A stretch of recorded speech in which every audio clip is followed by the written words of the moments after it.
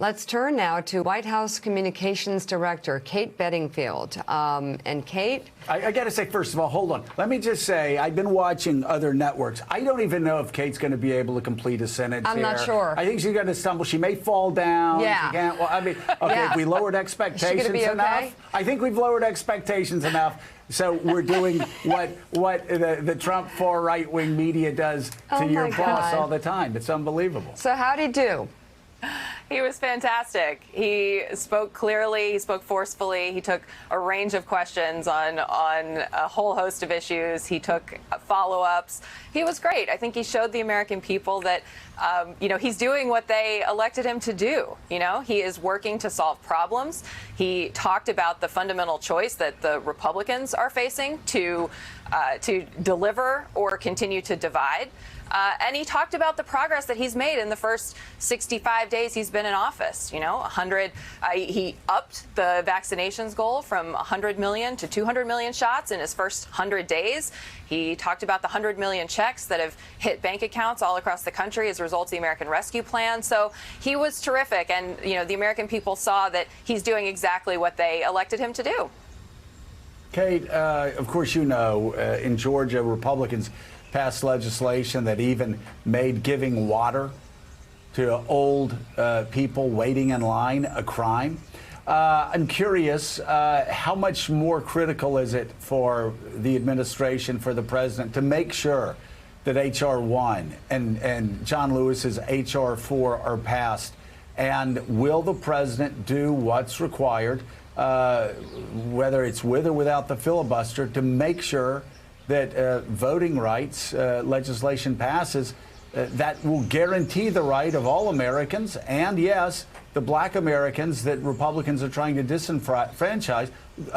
Will the president ensure that they have the right to vote? Yes, he will.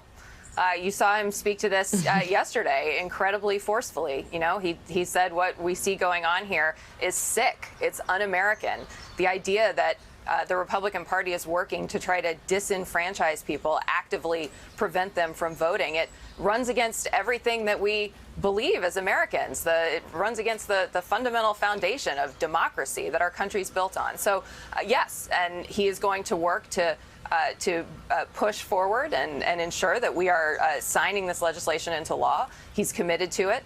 It's something that he is going to fight for. It's something he talked about a lot on the campaign trail. He believes that this is a core fundamental right of all Americans, that there's nothing more important than the right to vote, the right to make your voice heard, and he's going to push to see this legislation passed. Mike Barnichel's with us and has a question. Mike.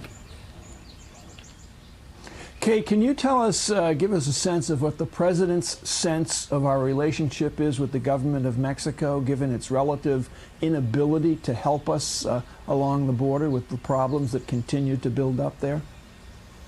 We're working with the government of Mexico. We are pushing them. We sent Roberta Jacobson, former ambassador there, who is a senior official in our government. She actually just traveled there last week to continue to push, to work, to ensure that that they are holding up their end of the bargain, but also that they're working to process folks who are coming up from Central America. Part of the challenge here is ensuring that we are able to process quickly these migrants who are arriving, and there's responsibility on the Mexican government to do that as they're arriving at Mexico's southern border. So, this is something that we continue to work with the Mexican government on, and this is, you heard the president answer multiple questions about this yesterday.